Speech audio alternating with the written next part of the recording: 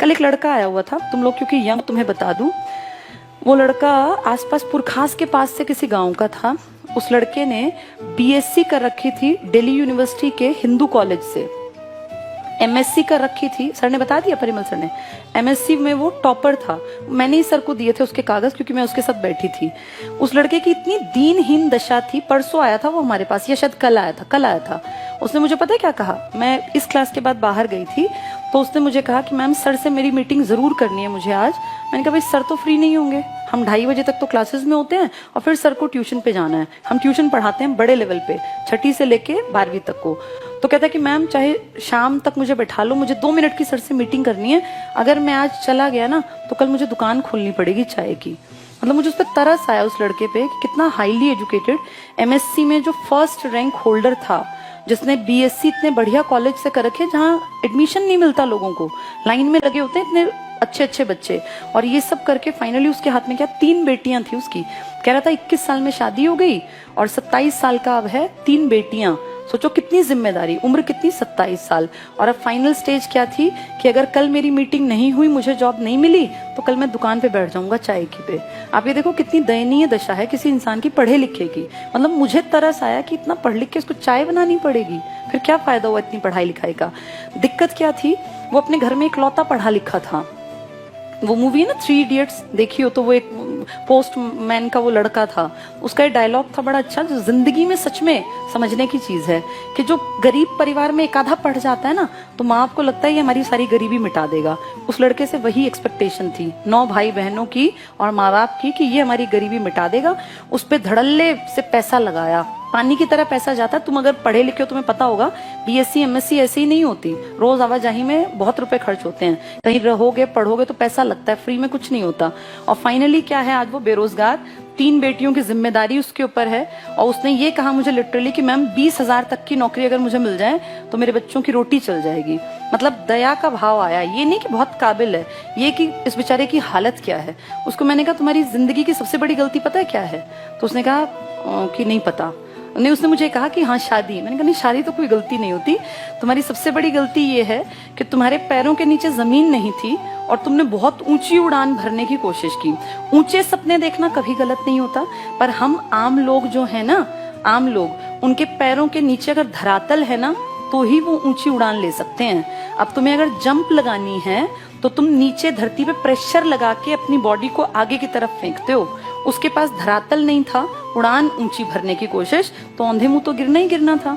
किसी भी इंसान को सबसे पहली चीज देखनी चाहिए मेरी असली स्टेज क्या है।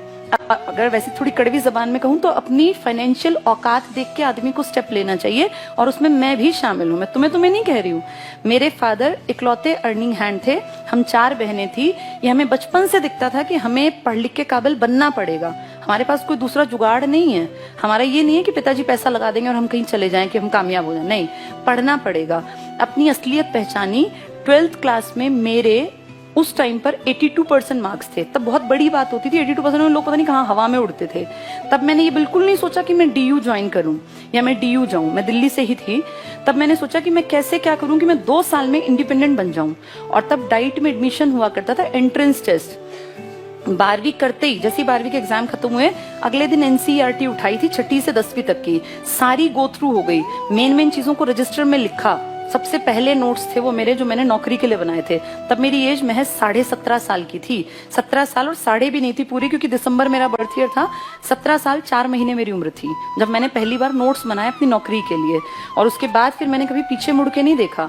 फिर डाइट किया, डाइट करते करते समझ में आ गया कि नौकरी पहली प्रायोरिटी है। तुरंत से तैयारी की, नौकरी मिल गई। नौकरी के बाद मुझे ये था कि मुझे बहुत आगे बढ़ना है, क्योंकि अपने ऊपर क्षमता पे अपने पे होता है, मैं कुछ कर सकती हूँ। उसके बाद नौकरी करते करते मैंने बीएड का एंट्रेंस दिया इग्नू का 2007 में। ऑल ओवर इंडिया मेरा फर्स्ट रैंक आया। मुझे भी नहीं पता था कि फर्स्ट आएगा, और मुझे ये था कि पास हो जाएगा, पर मैं मेंटली फ्री थी क्योंकि मेरी कमाई आती थी। 2007 तक तो मेरी कमाई बहुत बढ़िया हो गई थी। तब तक पे कमीशन आ गया था 2006 का, उसमें मेरा फर्स्ट रैंक आया, ऑल टाइम हाईएस्ट। तब तक वही था, मुझे आज का नहीं पता।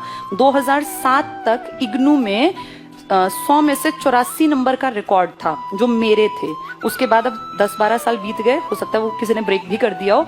उस टाइम पे मेरी बेटी 7 दिन की थी जब मैं उसको लेके इग्नू गई थी। इग्नू में हेडक्वार्टर में।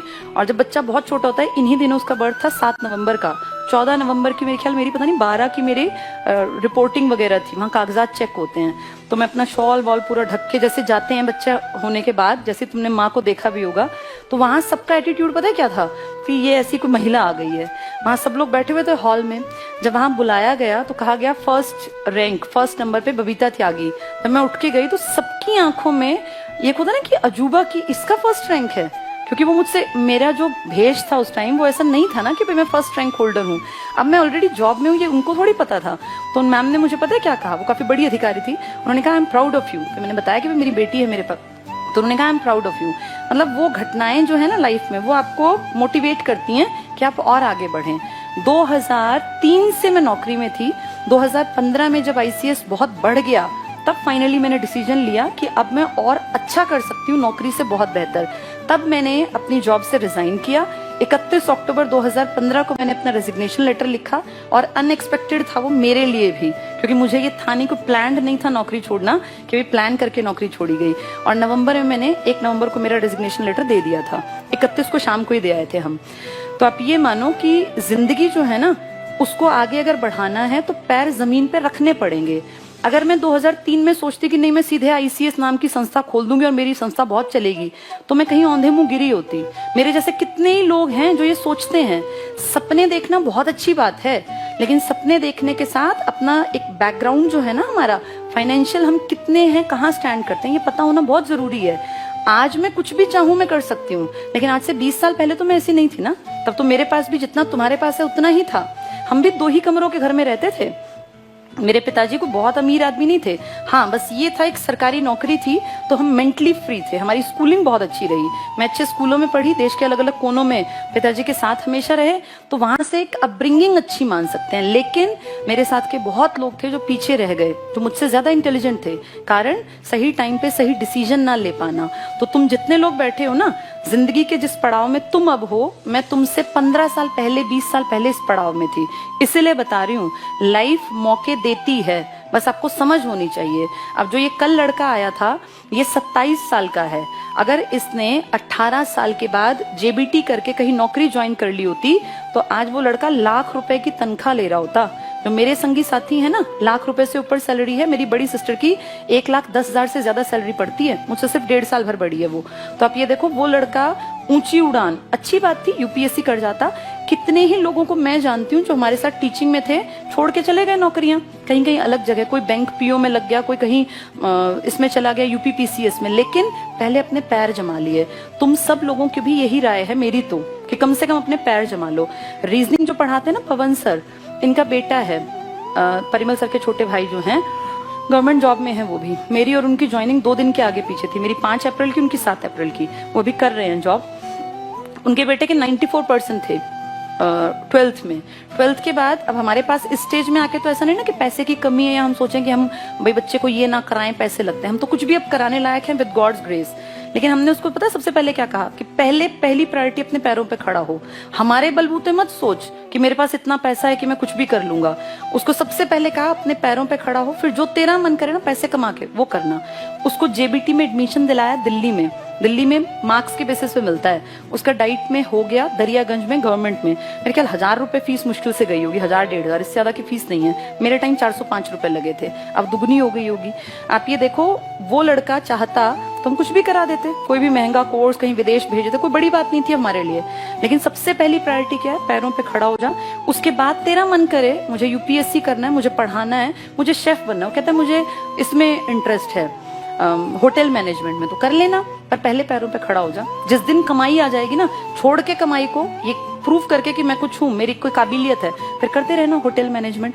तो ये देखो, जो समझदार है ना, वो सबसे पहले अपनी जमीन पकड़ता है। जमीन से उछाल ली जाती है, हवा में नहीं उछला जाता। जो हवा में उछलते हैं, फिर उनकी, वो कल वाले लड़के का एग्जाम्पल है, वैसी दुर्गत होती है। और मैंने बहुत करीब से ऐसे लोग देखे हैं जो बहुत काबिल थे, लेकिन वो कुछ नहीं कर पाए। घर और ये गाड़ी तो बहुत दूर की बात है, उस लड़के को रोटी खिलाने के मांदे पड़े हुए हैं। अपनी 3 बेटियों को कहाँ पढ़ाएगा? आज के टाइम में कितनी महंगाई है, सबको पता है ना।